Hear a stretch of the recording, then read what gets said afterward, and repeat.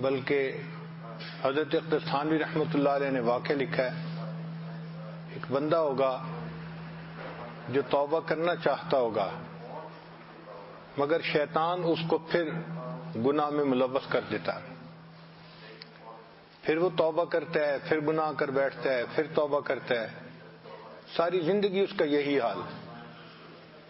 اللہ تعالیٰ قیامت کے دن اس کے نام اعمال کو دیکھیں گے اور فرشتوں کو بلا کر فرمائیں گے کہ دیکھو یہ میرا بندہ نیک بننا چاہتا تھا، نیکی پہ جمع رہنا چاہتا تھا، یہ شیطان بدبخت اس کو گرا دیتا تھا، مگر یہ گر کے پڑا نہیں رہتا تھا، یہ پھر اٹھ جاتا تھا، پھر نیکی کی نیت کر لیتا تھا، پھر شیطان اسے گرا دیتا تھا، پھر یہ کھڑا ہوتا تھا، ساری زندگی شیطان اسے گراتا رہا اور یہ توبہ کے ذریعے اٹھ کے کھڑا ہوتا رہا۔ اس کا مطلب یہ کہ اٹھنا ہی یہ چاہتا تھا، میں نے اس کی وجہ سے استقامت والے لوگوں کے ساتھ اس کا حشر فرما دیا۔ تو اس لیے ہمیں اپنے گناہوں سے توبہ کرنی ہے اور بار بار توبہ کرنی ہے، حتیٰ کہ اللہ تعالیٰ کو پیار آ جائے کہ میرا یہ بندہ کوشش تو کر رہا ہے نا۔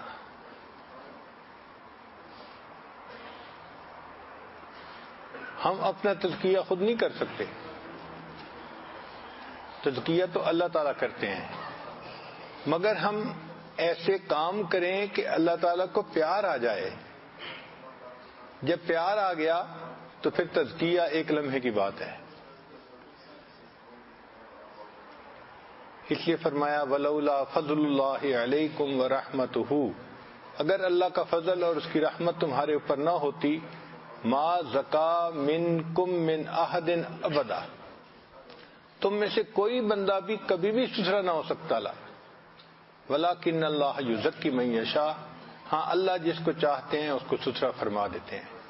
تو جب معاملہ اللہ تعالیٰ کے اختیار میں ہے تو ہمارا کام فقط ہے کہ اللہ تعالیٰ کے سامنے روئیں دھوئیں، کوشش کریں اتنا کہ اللہ کو پیار آ جائے۔ اس کی سادہ سی مثال یہی ہے کہ بچہ چلنا نہیں جانتا اور باپ اسے کھڑا کر کے اپنی طرف بلاتا ہے، بیٹے آؤ۔ باپ کو بھی پتہ ہے کہ ابھی اس نے چلنا سیکھا نہیں ہے، تو بچہ کیا کرتا ہے کہ باپ کی طرف قدم بڑھاتا ہے، کبھی ایک سٹیپ لیتا ہے، کبھی دو سٹیپ لیتا ہے، اور کبھی پہلے سٹیپ پہ ہی گرنے لگتا ہے تو باپ اس کو گرنے نہیں دیتا، پکڑتا ہے اور اٹھا کے سینے سے لگا لیتا ہے۔ وہ تو یہ دیکھنا چاہتا تھا کہ میرے بلانے پہ اس نے قدم اٹھایا یا نہیں اٹھایا۔ اللہ تعالیٰ بھی یہی دیکھنا چاہتے ہیں کہ میرے بندے نے میرے حکم پر قدم اٹھایا یا نہیں اٹھایا۔ تو جس نے اٹھا لیا اور اخلاص کے ساتھ اٹھایا، پھر اللہ تعالیٰ اس کو محروم نہیں رہنے دیتے۔ اس لیے فرمایا من طلب فقد وجد، جس نے طلب کی اس نے پا لیا۔ جو روحانی بیماریاں روزانہ بیان ہو رہی ہیں ان میں ایک بیماری ہے بخل۔ بخل کہتے ہیں کنجوسی کو۔ انسان کے اندر مال کی محبت کئی دفعہ اتنی آتی ہے کہ اس کے لیے مال کو خرچ کرنا ایک بوجھ ہوتا ہے، دل چھوٹا ہو جاتا ہے، اتنا چھوٹا کہ وہ اپنی ذات پہ بھی استعمال نہیں کرتا، اہل خانہ پہ بھی استعمال نہیں کرتا، اور اس میں سے زکوٰۃ بھی ادا نہیں کرتا، اور جو نفلی یعنی صدقات نافلہ ہیں وہ بھی نہیں کرتا۔ تو ایسی محبت مال کی یہ جرم ہے، اس کو بخل کہا گیا، اور بخیل آدمی کو اللہ تعالیٰ ناپسند فرماتے ہیں۔ چنانچہ جو لطیفہ سر ہے، تیسرا لطیفہ، اس پر ذکر کرنے سے بخل سے نجات مل جاتی ہے، انسان کے دل میں وسعت آ جاتی ہے، اور دین کے کاموں پہ نیک کاموں پہ خرچ کرنے کے لیے اس کا دل بڑا ہو جاتا ہے۔ مال زیادہ ہونا الگ بات ہے، دل کا بڑا ہونا الگ بات ہے۔ بعض لوگ غریب ہوتے ہیں دل بڑا ہوتا ہے، بعض امیر ہوتے ہیں دل چھوٹا ہوتا ہے۔ چنانچہ 80s کی بات ہے، امریکہ میں ایک مرکز بنایا گیا جس کا نام تھا دار الہدا۔ جب مسجد بن رہی تھی، اس کو پے آف کرنا تھا، تو کمیونٹی کے لوگ آ رہے تھے اور مسجد کے لیے فنڈ ریز کر رہے تھے۔ ایک نوجوان تھا، ایک دن میرے پاس آیا اور مجھے کہتا ہے کہ حضرت میں نے آپ سے ایک بات کرنی ہے۔ میں نے کہا کرے؟ کہنے لگا میرے وسائل نہیں ہیں، میں $100 بھی نہیں دے سکتا، لیکن دوست احباب مجھ سے ضرور پوچھیں گے کہ تم نے کیا کیا، تو آپ میرا پردہ رکھ لیں، میں ان کو اتنا کہوں گا کہ میں نے حضرت سے بات کر لی، تو وہ یہ سمجھیں گے کہ بھئی ٹھیک ہے ڈونیٹ کر دیا ہوگا جو کرنا ہے، اور آپ سے اگر وہ پوچھیں تو آپ ہی کہہ دینا کہ ہاں اس نے مجھ سے بات کر لی تھی۔ میں نے دل میں سوچا کہ واقعی حالات ایسے ہیں تو اس کا عذر قبول کرنا چاہیے۔ لِيُنْفِقْ ذُو سَعَةٍ مِّن سَعَتِهِ، طیب نفس کے ساتھ خرچ کرے تو اس کا ثواب ہوتا ہے، مارے باندھے کی بات نہیں ہے۔ چنانچہ میں نے اسے تسلی دی، دعا دی اور وہ چلا گیا۔ جب وہ چلا گیا تو اس وقت ایک نوجوان آیا جو 1-2 دن پہلے توبہ کی تھی، بیعت ہوا تھا، وہ کہیں مسجد میں نماز پڑھ رہا تھا،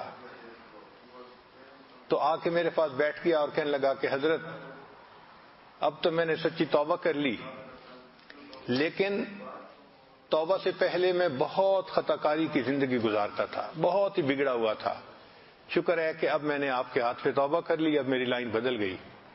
پھر کہنے لگا حضرت میں آپ کو ایک بات بتاؤں؟ میں نے کہا کیا؟ کہنے لگا کہ یہاں پر ایک انڈیا کی گلوکارہ آئی تھی اور اس کا جو کنسرٹ تھا اس میں $100 پر پرسن ٹکٹ تھی،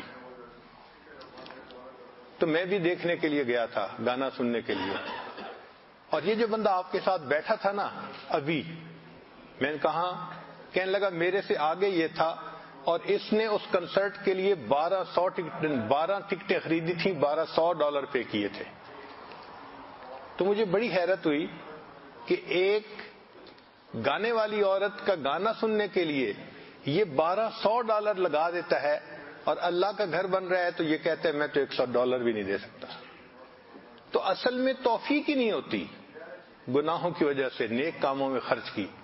ہر بندے کی یہ شان نہیں کہ وہ دین کے کاموں میں خرچ کر سکے، اللہ تعالیٰ جس کو چاہتے ہیں توفیق عطا فرما دیتے ہیں۔ نبی اسلام نے ارشاد فرمایا ایاکم والظلم فإن الظلم ظلمات یوم القیامہ، کہ تم ظلم سے بچو، اس لیے کہ ظلم قیامت کے دن کے اندھیرے ہوں گے، یعنی جتنا ظالم ہوگا اتنا اندھیرے میں ہوگا۔ وَإِيَّاكُمْ وَالْفُحْشِ، اور تم فحش کاموں سے بھی بچو، فإن اللہ لا يحب الفاحش، اللہ تعالی فاحش یعنی فحش بندے کو پسند نہیں کرتے، ولا متفاحش، اور متفاحش کو بھی پسند نہیں کرتے۔ وإياكم والشح، اور تم بخل سے، کنجوسی سے بھی بچو، فإنما أهلك من كان قبلكم الشح، تم سے پہلے جتنے لوگ تھے ان کو کنجوسی اور بخیلی نے ہلاک کر دیا۔ تو پہلی قومیں بھی بخیلی کی وجہ سے ہلاک ہوئیں، اور اس امت میں بھی بہت سارے لوگ ہیں جو بخیلی کی وجہ سے ہلاک ہوں گے۔ حدیث مبارکہ ہے نجا اول هذه الامت امت بالیقین والزہد، اس امت کا جو پہلا حصہ تھا وہ یقین اور زہد کی وجہ سے نجات پا گیا۔ وَحَلَكَ آخِرُ هَذِهِ الْأُمَّةِ بِالْبُخْلِ وَالْعَمَلِ، اور امت کا جو آخری حصہ ہوگا یعنی جس میں ہم زندگی گزار رہے ہیں، وہ بخل کی وجہ سے اور طول عمل، لمبی امیدیں باندھنا، اس کی وجہ سے وہ ہلاک ہو جائیں گے۔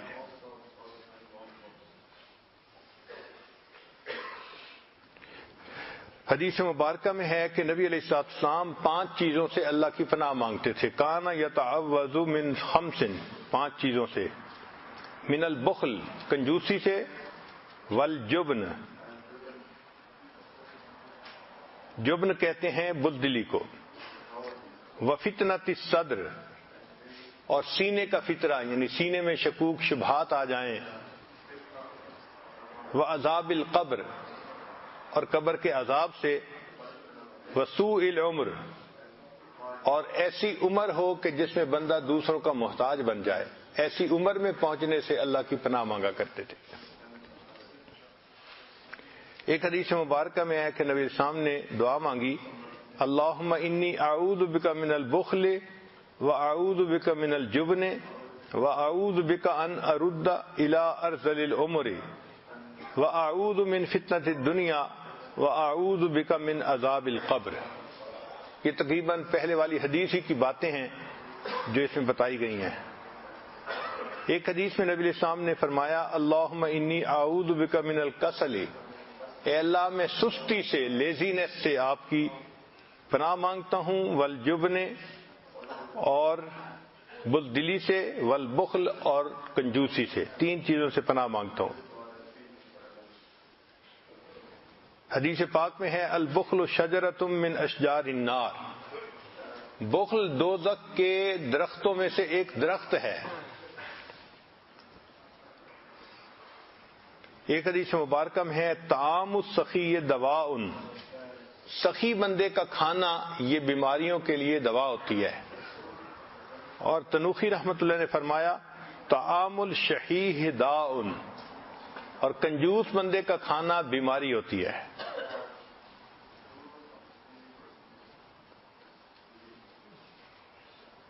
ایک حدیث پاک میں ہے، وَأَيُّ دَاءٍ أَكْبَرُ مِنَ الْبُخْلِ، اور بخل سے بڑی بھلا اور کون سی بیماری ہو سکتی ہے، یعنی بخل سب سے بڑی بیماری ہے۔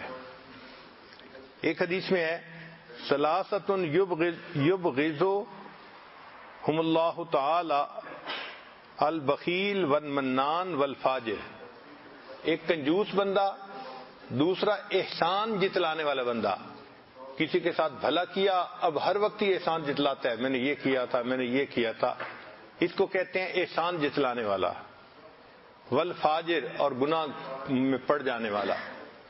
تو جو بندہ کنجوس ہو اور گناہوں میں لپک پڑے اور دوسروں پر احسان جتائے، اگر کسی کے ساتھ خیر کرے، تو یہ تین چیزیں ہیں جن تین باتوں سے اللہ تعالیٰ بغض رکھتے ہیں۔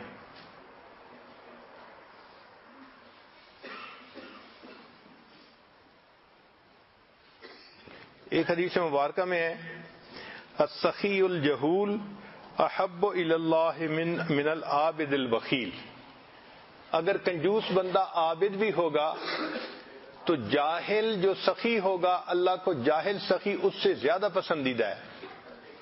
حالانکہ یہ بندہ عابد بھی ہے اور بخیل ہے، تو بخل کی وجہ سے اس کی عبادت بھی پسند نہیں ہے، اور جو سخی ہے اس کے سخاوت کی وجہ سے اس کا جہل کو بھی اللہ تعالیٰ معاف فرما دیں گے۔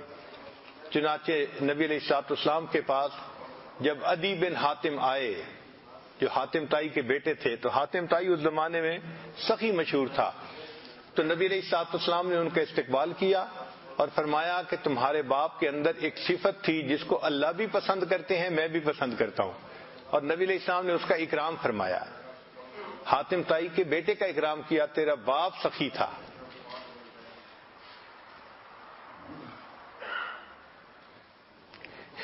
ایک حدیث مبارکہ میں ہے، لا یجتمع الشح والایمان فی قلب عبد، کہ بندے کے دل میں کنجوسی اور ایمان دو چیزیں اکٹھی نہیں ہو سکتی۔ اگر کوئی کنجوس ہے تو ایمان رخصت ہو گیا، پھر ایمان اس کے دل میں نہیں ٹک پاتا۔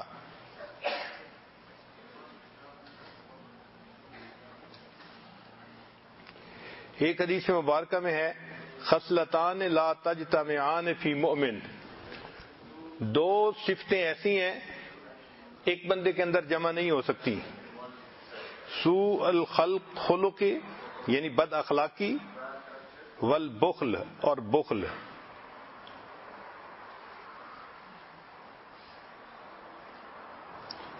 ایک حدیث مبارکہ میں ہے، لا ينبغي للمؤمن ان يكون بخیلا ولا جبانا، مومن کو یہ زیب نہیں دیتا کہ وہ بخیل بھی ہو اور بزدل بھی ہو۔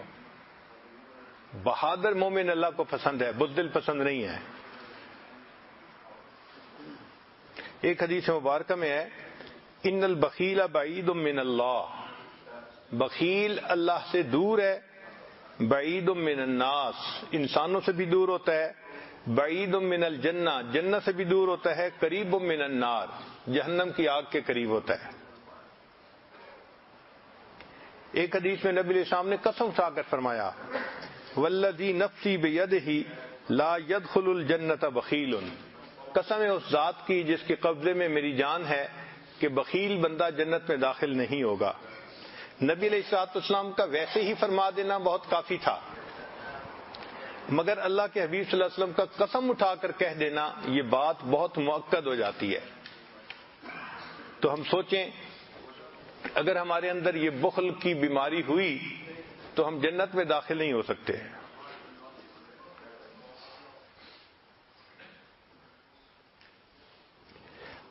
آگے فرمایا ہے کہ بخیل اور شحیح میں کیا فرق ہے۔ بخیل وہ ہوتا ہے کہ جس کے پاس ہو اور وہ خرچ نہ کرے، اور شحیح وہ ہوتا ہے کہ جس کو دوسروں کا خرچ کرنا بھی اچھا نہیں لگتا۔ یعنی بخیل کی بڑی ہوئی یہ قسم ہے، سپرلیٹو ڈگری ہے۔ دوسرا کوئی خرچ کر رہا ہو تو اس پہ بھی دل اس کا گھبراتا ہے کہ یہ کیوں خرچ کر رہا ہے۔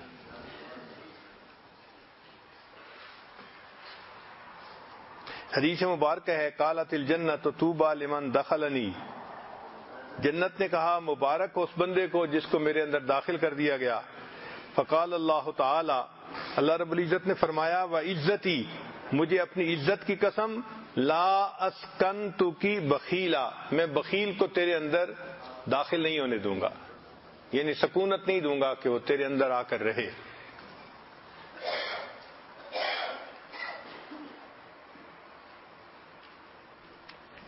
علماء کے اقوال سن لیجئے، فرمایا خمس ہن اقبح شیء فی من کن فیہ، 5 باتیں ہیں جس میں ہوں ان میں سب سے زیادہ کبھی ہوتی ہیں۔ الحرص فی العالم، عالم کے اندر دنیا کی حرص نہیں ہونی چاہیے۔ عالم کے اندر مال پیسے کی حرص نہیں ہونی چاہیے، اس کو تو اللہ نے دین عطا کیا اور دین کی شان بڑی ہے۔ والفسق فی الشیخ، اور کوئی بندہ شیخ بھی بنا ہوا ہو اور اس کے اندر فسق و فجور بھی ہو۔ مرید سادہ تو رو رو کے ہو گیا تائب، مرید سادہ تو ہو کے رو رو کے ہو گیا تائب، خدا کرے کہ ملے شیخ کو بھی یہ توفیق۔ تو شیخ ہو اور فسق و فجور میں پڑے، یہ چیز بہت ناپسند ہے۔ والبخل فی الغنی، اور امیر آدمی کے اندر کنجوسی بہت بری بات۔ والکذب فی ذی الحسب، اور جو خاندانی بندہ ہو اس سے جھوٹ کا بولنا یہ بہت بری بات ہے۔ والحدۃ فی السلطان، اور جو بادشاہ ہو اس کے اندر مزاج کی تیزی یہ بہت ناپسند ہے، اس کے اندر تو حلم ہونا چاہیے اور برداشت ہونی چاہیے۔ الحسد ماحق للحسنات، حسد جو ہے وہ نیکیوں کو مٹا دیتا ہے۔ والعجب صارف عن الازدیاد من العلم، اور عجب سے علم کی جو زیادتی ہونی ہوتی ہے اس میں کمی رہ جاتی ہے، یعنی عجب کی وجہ سے اللہ تعالیٰ علم میں زیادتی نہیں عطا فرماتے اس بندے کو۔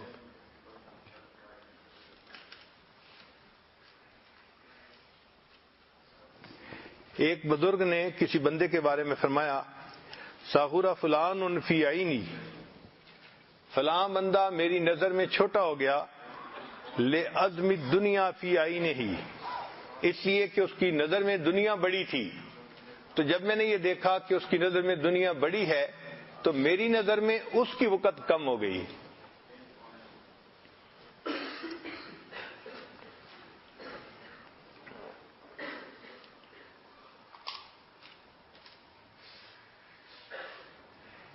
قال ابو حنیفہ، امام اعظم ابو حنیفہ رحمۃ اللہ فرماتے ہیں لا ارى ان اعدل بخیلا، میں نے نہیں دیکھا کہ کوئی بخیل آدمی ہو پھر وہ عدل کرتا ہو، تو بخیل آدمی ہمیشہ ناانصافی کرے گا۔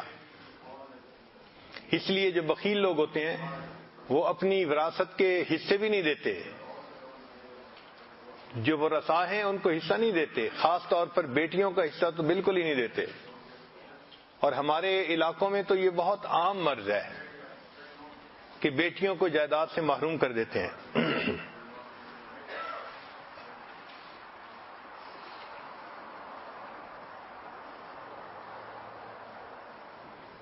بعض بزرگوں نے فرمایا البخیل لا غیبت لہ، بخل اتنا بڑا گناہ ہے کہ اگر کوئی بندہ بخیل ہو تو اس کی غیبت نہیں ہوتی، اگر کوئی اس کے بخل کی باتیں کرے تو یہ اتنا ناپسندیدہ کام ہے۔ جیسے کافر کی غیبت نہیں ہوتی، مومن کی ہوتی ہے، تو یہ بھی اتنا بڑا گناہ ہے کہ اس کی بھی کوئی غیبت کرے گا تو وہ غیبت نہیں کہلائے گی۔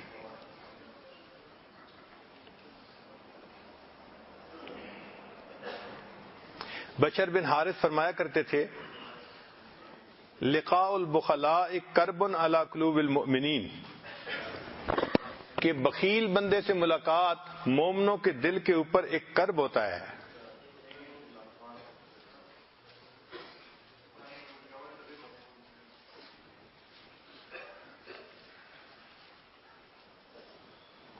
محمد بن المنقدر فرمایا کرتے تھے اذا اراد اللہ تعالی بقوم شرا،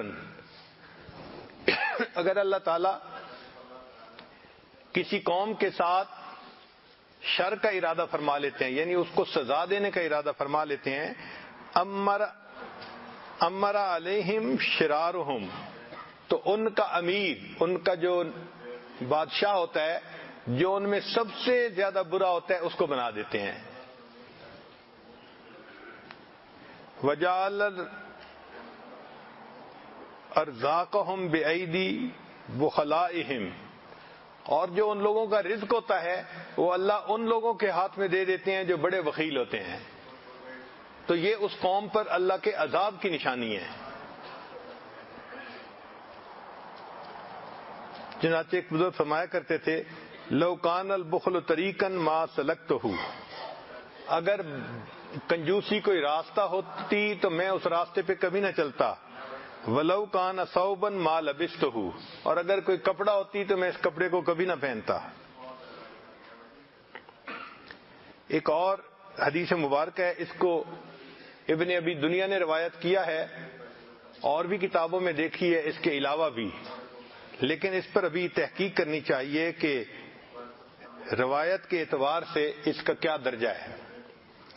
نبی اسلام نے فرمایا قسم الحفظ عشرۃ اجزاء فتسعۃ فی الترک، کہ 10 حصے قوت حافظہ کے اللہ نے تقسیم کیے، جس میں سے 9 حصے ترکوں کو عطا ہوئے۔ قسم البخل عشرۃ اجزاء فتسعۃ فی فارس، اور بخل کے اللہ نے 10 حصے تقسیم کیے، جس میں سے 9 حصے فارس کا علاقہ، ایران کا علاقہ۔ وجزء فی سائر الناس، اور 1 جز باقی پوری دنیا میں۔ وقسم السخاء عشرۃ اجزاء فتسعۃ فی السودان، اور اللہ تعالیٰ نے سخاوت کے 10 حصوں کو تقسیم کیا، جن میں سے 9 حصے سوڈان میں، یعنی افریقی ملکوں میں۔ وجزء فی سائر الناس، اور 1 جز باقی تمام انسانوں میں۔ اور آگے فرمایا وقسم الحیاء عشرۃ اجزاء فتسعۃ فی العرب، اور اللہ نے حیا کے 10 حصوں کو تقسیم کیا، 9 حصے جزیرے عرب کے لوگوں میں تقسیم ہوئے، 1 حصہ باقی پوری دنیا میں تقسیم ہوا۔ وقسم الکبر عشرۃ اجزاء، اور کبر کو اللہ نے 10 حصوں میں تقسیم کیا، فتسعۃ فی الروم، 9 حصے روم یعنی مغربی علاقے جو ہیں ان میں دیے، اور 1 حصہ باقی پوری دنیا میں تقسیم ہوا۔ چنانچہ حدیث مبارکہ ہے نعم المال الصالح لرجل صالح، کہ اچھا مال وہ ہے کہ جو پاک بھی ہو اور نیک بندے کے ہاتھ میں بھی ہو، وہ بہترین مال ہوتا ہے، کیونکہ نیک بندہ اس کو نیک جگہ پر استعمال کرے گا۔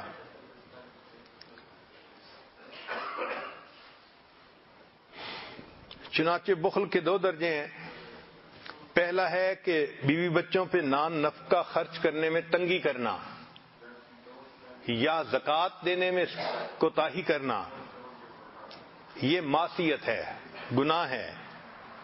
دوسرا ہے کہ اس کے علاوہ اللہ کے راستے میں خرچ نہ کرنا، یہ خلاف اولا ہے۔ اگر وہ کرتا تو اس کی آخرت کے اندر درجات بلند ہوتے۔ چنانچہ ایک نوجوان کسی بزرگ کے پاس آیا، حضرت مجھے موت سے بڑا ڈر لگتا ہے، کوئی علاج بتا دیں۔ انہوں نے فرمایا تیرے پاس کچھ مال ہے؟ جی ہے۔ فرمایا اس کو اللہ کے راستے میں خرچ کر دو۔ چنانچہ وہ گیا اور اس کے پاس جو مال تھا اس نے اللہ کے راستے میں خرچ کر دیا۔ پھر کچھ عرصے کے بعد آیا، حضرت عجیب بات ہے، ڈر تو ختم ہو گیا بلکہ اب مرنے کو دل چاہتا ہے۔ پھر پوچھنے لگا کہ حضرت یہ ہوا کیسے؟ تو انہوں نے جواب دیا کہ دیکھو، انسان کا دل وہاں لگتا ہے جہاں اس کا سرمایہ ہو۔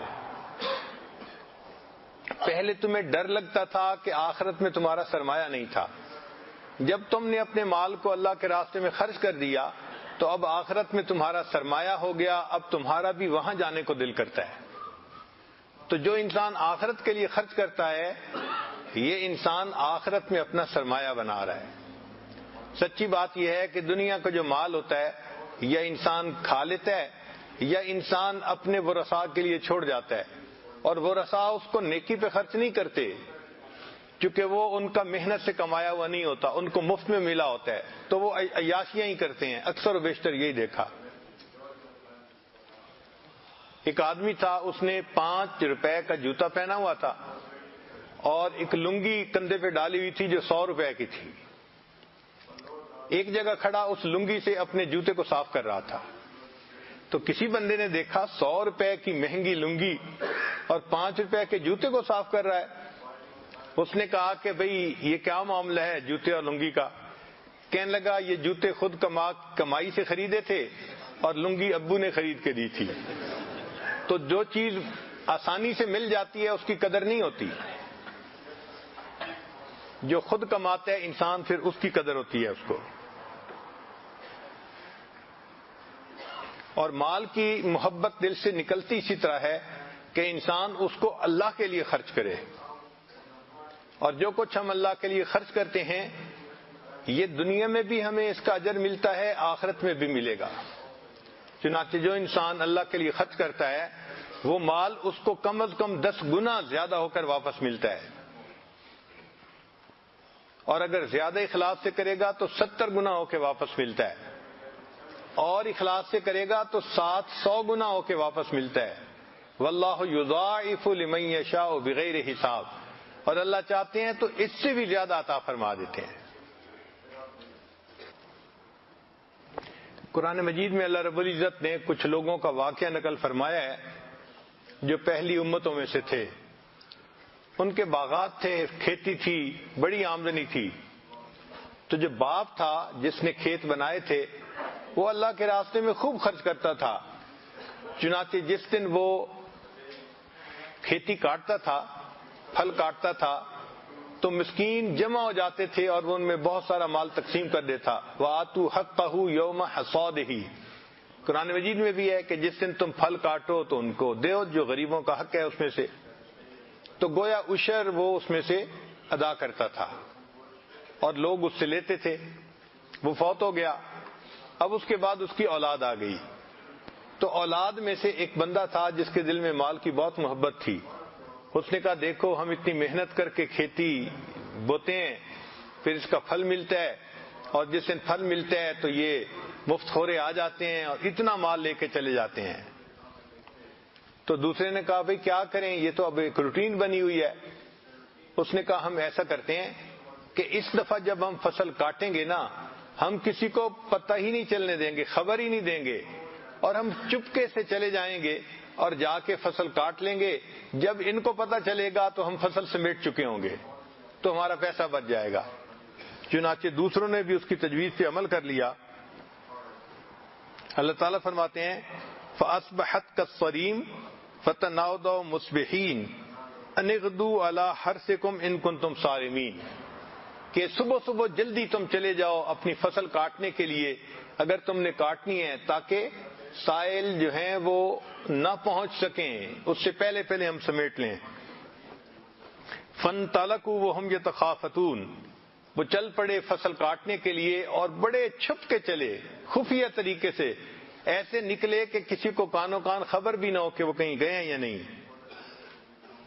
اللہ یدخلنہا علیکم اليوم مسکین، کہ آج کے دن کوئی مسکین ہمارے اوپر داخل نہ ہو، کوئی نہ آئے ہمارے پاس۔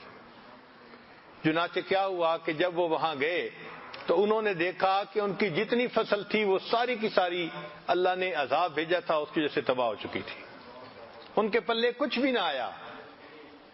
ان کو جو فصل ملتی تھی وہ اصل میں ان فقیروں کی سبب سے ملتی تھی، جب انہوں نے فقیروں کو ہی پیچھے ہٹا دیا تو پھر ان کو بھی کچھ نہ ملا۔ حدیث مبارکہ میں اللہ تعالیٰ بعض لوگوں کو اس لیے مال دیتے ہیں کہ وہ حق والوں تک پہنچا دیں، اگر وہ پہنچاتے رہیں گے اللہ ان کو مال دیتے رہیں گے، اگر نہیں پہنچائیں گے تو اللہ تعالیٰ ان کی بجائے کسی اور کے ذریعے سے دلوا دیں گے۔ چنانچہ آپ نے دیکھا کتنے لوگ ہوتے ہیں کہ کام کاروبار کرتے ہیں اور پھر کہتے ہیں جی بڑا اچھا کام تھا، ہم نے تو ملینز لوگوں سے لینے تھے، پتہ نہیں کیا ہوا جی کہ اب تو ہم ملینز کے قرضوں میں آ گئے ہیں۔ تو ملین کبھی لینے ہوتے ہیں اور حالات بدلتے ہیں تو کبھی ملین دینے پڑ جاتے ہیں۔ اس کی بنیادی وجہ یہی ہوتی ہے کہ اللہ نے ان کو جو دیا تھا وہ صرف ان کا نہیں تھا، ان کو تو اللہ نے ڈاکیا بنایا تھا کہ تم دو، اور انہوں نے ڈاک نہیں پہنچائی تو پھر ایسے ڈاکیے کو اپنی نوکری سے نکال دیا جاتا ہے، دوسرے بندے کو رکھ لیا جاتا ہے۔ اللہ تعالیٰ نے اس کی بجائے وہ رزق کسی اور کے ذریعے سے پہنچانا شروع کر دیا۔ ہمارا حق ہمارے رزق میں سے ایک وقت کی 2 روٹیاں ہیں جس سے کہ پیٹ بھر جاتا ہے، ایک لباس ہے جس سے کہ ہمارا جسم ڈھپ جاتا ہے۔ اس کے علاوہ اگر اللہ نے دیا ہے تو وہ ہمارا نہیں ہے، وہ ہمارے اہل خانہ کا ہے، رشتہ داروں کا ہے، ایمان والوں کا ہے، غریبوں کا ہے، اللہ کے راستے میں خرچ کرنے کے لیے ہے۔ تو یہ بات ذہن میں بٹھا لینی چاہیے۔ حدیث پاک میں ہے کہ انسان کو رزق گھر کے بیماروں اور کمزوروں کی وجہ سے ملتا ہے۔ جو گھر کا بیمار بندہ ہوگا اس پر رحم کھا کے اللہ رزق دے دیتے ہیں، یا گھر میں سب سے کمزور ہوتا ہے اس کی وجہ سے رزق ملتا ہے۔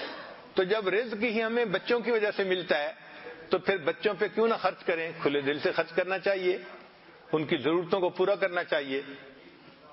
ہمیں ایک مرتبہ تجربہ ہوا، ایک آدمی تھا، اس کا بزنس بہت اچھا تھا، کروڑوں میں کھیلتا تھا، ملینر تھا، مگر اس کے اندر مال کی محبت ایسی تھی کہ اپنے گھر کے کسی بھی بندے کا علاج نہیں کرواتا تھا۔ کوئی بیمار ہو جاتا، جی حضرت تعویذ بنا دیں، کچھ جادو کا اثر ہو گیا ہے۔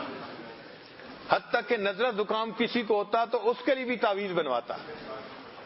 ایک دن مجھے کہنے لگا حضرت تعویذ بنا دیں، پھر میں نے کہا بھائی میں تعویذوں والا پیر نہیں ہوں، میں تو آپ کو سیدھی سیدھی بات سمجھاتا ہوں کہ یہ بدن کی بیماری ہے اور بدن کی بیماری کے لیے آپ ڈاکٹر کے پاس جائیں، تعویذوں کے پیچھے نہ پڑیں۔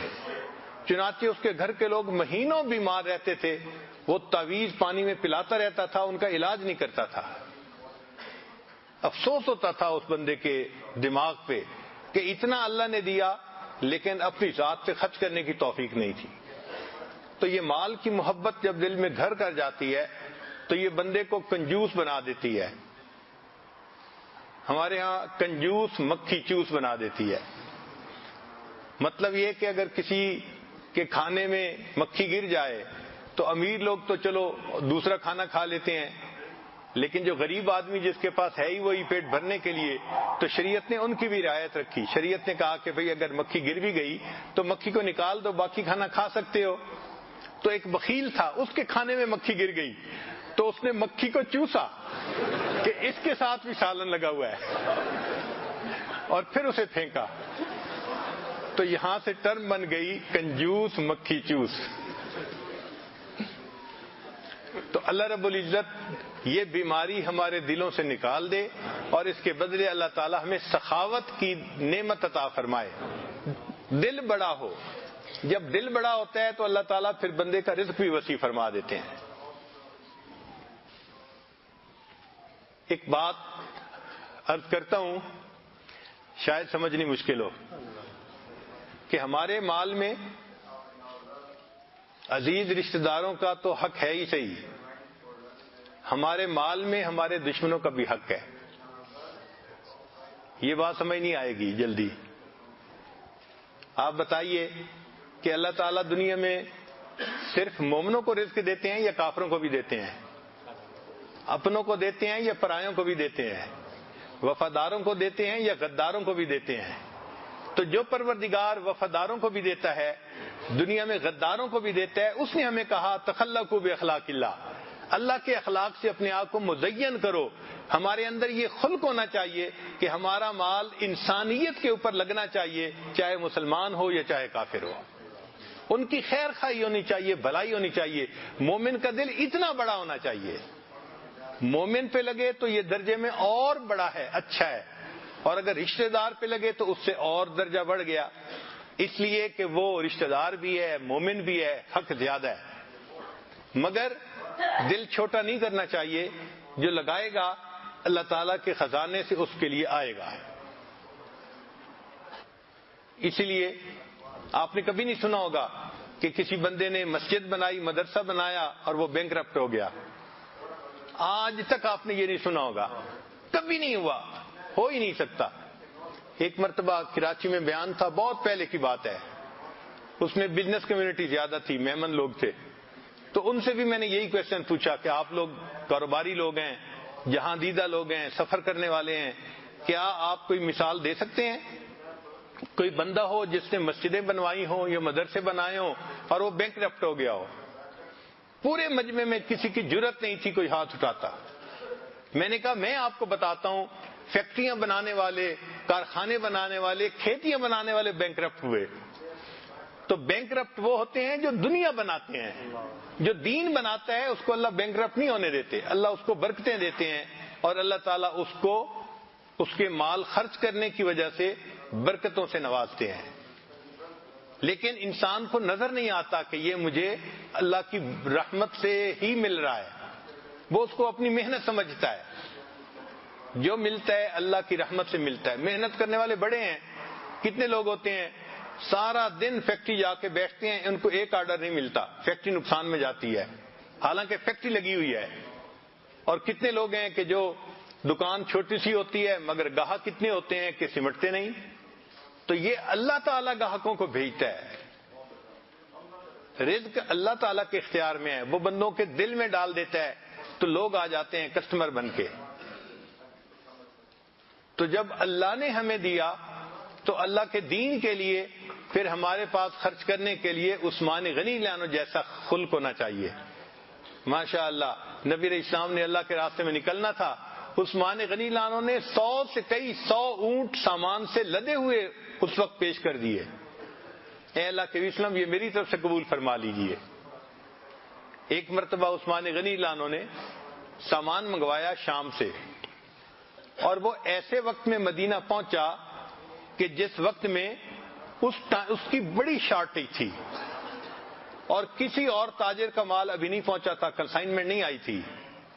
جب ان کا مال پہنچ گیا اور وہ سینکڑوں اونٹ تھے تو مدینے کے تاجر ان کے پاس آئے اور آ کے کہنے لگے جی کہ آپ یہ مال ہمیں دے دیں، ہم آگے اس کو تقسیم کر دیں گے، یعنی آپ ہول سیل میں ہمیں دے دیں، ہم آگے ریٹیل میں اس کو فروخت کر دیں گے. فرمایا کہ اچھا بتاؤ مجھے کتنا پروفٹ دو گے؟ کسی نے کہا کہ جی جتنی مال لگا ہے ہم اس سے دگنی قیمت آپ کو دے دیتے ہیں، 100 لگایا ہے تو ہم 200 پے کر دیتے ہیں. کسی نے کہا کہ جی ہم آپ کو 300 پے کر دیتے ہیں. حتیٰ کہ ایک بندے نے کہا کہ ہم آپ کو 100 کے بدلے 400 پے کر دیتے ہیں. عثمان غنی نے فرمایا نہیں. لوگ بڑے حیران ہوئے، اتنا پروفٹ کوئی سوچ سکتا ہے کہ 100 کے بدلے آپ کو 400 دینے پہ ہم تیار ہیں؟ عثمان غنی نے فرمایا میرے پاس ایک کسٹمر ہے جو مجھے اس سے بھی زیادہ پروفٹ دیتا ہے. تو یہودی لوگ بڑے حیران ہوئے، وہ آ کے پوچھنے لگے کہ کون کسٹمر ہے جو آپ کو 4 گنا سے بھی زیادہ دیتا ہے؟ انہوں نے فرمایا کہ وہ پروردگار کائنات ہے جو اللہ کے راستے میں میں خرچ کروں گا تو کم سے کم مجھے 10 گنا عطا فرمائیں گے. لہذا انہوں نے وہ پورا کا پورا مال ایمان والوں میں ویسے ہی تقسیم فرما دیا. اللہ نے ایسا دل دیا تھا کہ ایمان والوں میں ویسے ہی تقسیم کر دیا اللہ کے نام پہ. تو دل بھی عثمان غنی لانو جیسے والا ہو. چنانچہ جب وہ اتنا خرچ کرتے تھے تو نبی علیہ السلام نے دعا مانگی, یا رحمان سہل الحساب علی العثمان, اے رحمان قیامت کے دن عثمان کے حساب کو آسان فرما دے. تو اللہ تعالیٰ جس بندے کو رزق عطا فرمائے اور وہ دین کے راستے پہ خرچ کرے, ہم بھی اس کے لیے دعا کرتے ہیں کہ اللہ اس کے قیامت کے دن کے حساب کو آسان فرما دے. وآخر دعوانا ان الحمد للہ رب العالمین.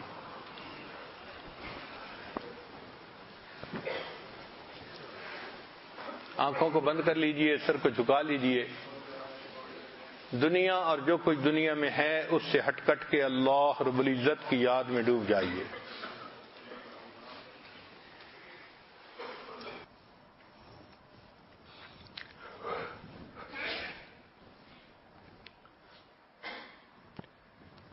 لا الہ الا اللہ محمد رسول اللہ.